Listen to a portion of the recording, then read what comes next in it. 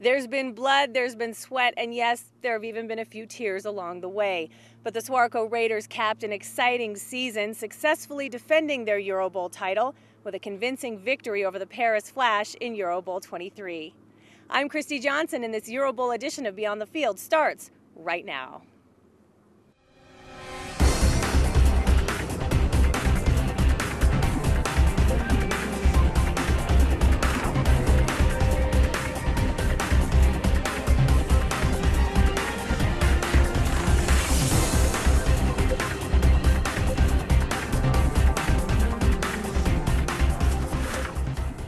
The EuroBowl is the European Super Bowl. It is the direct equivalent of the Champions League in soccer. It's a championship of the European leagues, all vying for number one in Europe. It's the biggest game in Europe. It's a chance to play for a championship. It's the ultimate. It's definitely, a big time game.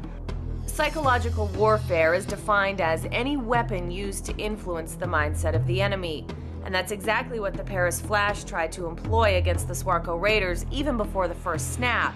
But the defending EuroBowl champions weren't buying into the intimidation. It looked like they wanted to come fight, and they headed right towards us. I thought we were going to have a brawl. We were much more composed, and they were hyper, wanting to show us that they were tough. They tried to intimidate you with these, I don't know, they were singing in French or something, and doing their hoopla, and they're big guys, but I think after you watch it a couple times, it gets a little old. This wasn't our first rodeo. We won it last year. We'd had every single EuroBowl game at home. So, for us, go ahead and jump up and down. Go ahead and sing your songs. We weren't going to get psyched out. We knew that once the ball was kicked off, that's when the real talking began. It didn't psych us out. It made us more focused. And I noticed the look on our guys' faces once they were doing that. It was just kind of like batting down the hatches and let's do this. It's go time. The atmosphere at Tivoli Stadium got even more intense once the ball was snapped in what proved to be the most physical opponent the Silver and Black have faced all season. Going into it, we knew it was going to be a battle. They're big and they're physical, and we'd seen what they'd done, and physically they were larger than us. Left three of our guys in the hospital. A couple of them are still there. From the standpoint of injuries, it looked like it was very physical. We have come to find out three people got hurt very significantly with two broken legs and a lacerated kidney. You have the two strongest, biggest teams in Europe going head-to-head. And it began in the first quarter when we tried to run the ball, and Matt Epperson goes down with a broken leg on just a freak play.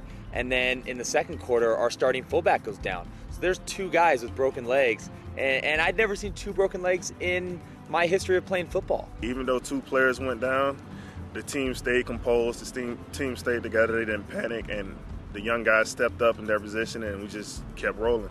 It almost motivated us in a sense. When Matt went down and he showed so much emotion and passion about the game, and he really was rooting us on as a team, it was huge, a motivational factor for us. When Matt had his injury, and it was a pretty serious looking thing, the way he went off, bumping his chest and yelling at our guys, I was up in the booth looking down on that, and it just, I had this feeling of like, we're okay. We just lost our biggest cog in the wheel offensively, but we're fine. We can still do this. So the Raiders rallied the troops and, despite the adversity, dominated the first half, controlling the ball for over 20 minutes. 19-year-old kicker Trinkle Emmanuel converted on 2 field goal attempts, and tailback Florian Grind punched it in on 4th and goal for a 13-0 lead with just over 2 minutes remaining in the half. But when the Paris Flash returned the ensuing kickoff 77 yards for a touchdown, the Swarco Raiders once again needed to step up and make a statement. Football is all about momentum, and we had really dominated the first half on the field, but we'd only had 13 points. So when they scored that touchdown to get within 7, we knew we had to answer. Anytime a team makes a statement, especially after their kickoff return, we'd controlled a majority of the time in the first half and came up with 13 points, and then boom, just like that, they were right back at the game in a matter of like 7 seconds. Like, geez, we just did all that, and it's only a 7-point game right now. And I was kind of laughing. I looked up at the scoreboard, and it was literally exactly 2 minutes. 2 timeouts, the same situation we practice at the end of every practice week. For us to take the ball down and score, I think it kind of made them think, I don't think we can win.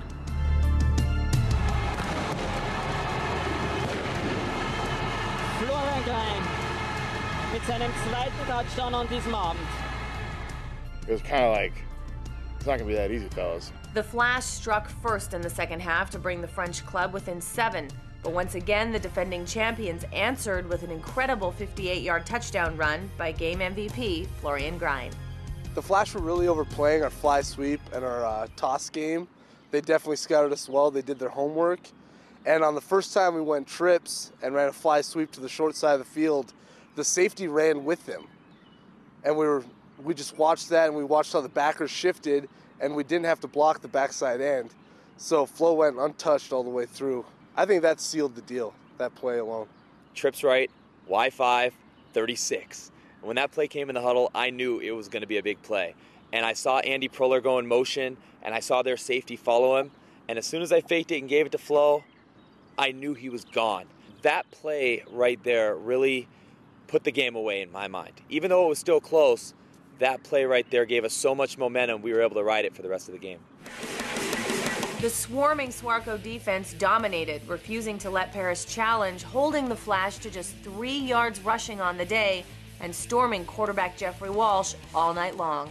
To describe this matchup to American fans, it's kind of like a Big Ten team, the Paris Flash, playing the SEC. You know, we got a little bit more speed. We're going to rally to the ball. They had 3 big, bruising running backs, and so we really knew that we had to control the line of scrimmage. Holding the team to 3 yards rushing that, you know, has NFL Europe caliber running backs, big running backs that average, I think they averaged 135 a game, something like that. Yeah, you know, we knew that would be the deciding factor for us defensively. It felt good to hit the quarterback. That's all the intention. Just go out there and hit the quarterback, make his life miserable on the field. And I think we accomplished that. Everybody was getting pressure. The quarterback was panicking. He was just throwing balls away. The silver and black remained strong and focused through the fourth, and in the end, all that was left to do was take a knee, drench the coach, and begin the celebration. With a 30-19 win, the Swarco Raiders achieved something very few teams ever accomplish, successfully defending their title and being crowned EuroBowl champions for the 2nd consecutive year. This win was the culmination of an amazing journey for this team. And I think what makes this so special is that in America, you have a group of professional players playing together. It's your job. Over here, it's a family, and you're winning a championship with brothers. Going into the season, there were so many question marks. New head coach, all new imports, several guys from last year had set down the pads. It was kind of one of those moments where you kind of just take a step back and remove yourself from the scenario and just kind of look around and you're just like, wow, we did it. Oh, the champagne. I always wanted to shake the champagne bottle after a championship win. So when I seen them handing the bottle, everybody's reaching for it. I quickly snatched the bottle and waited for somebody to pop the bottle. And I just shook it over as I could. I was so happy I got to shake the champagne bottle. It was amazing. I've never been a part of a championship, so the celebration was unbelievable. You know, you could see it in all the players' eyes. I mean, even though they'd won it before, you'd think this was the first time. It's been a wonderful journey. And, you know, this is the culmination of a journey. You know, to win the final game is like, this is what it's all about.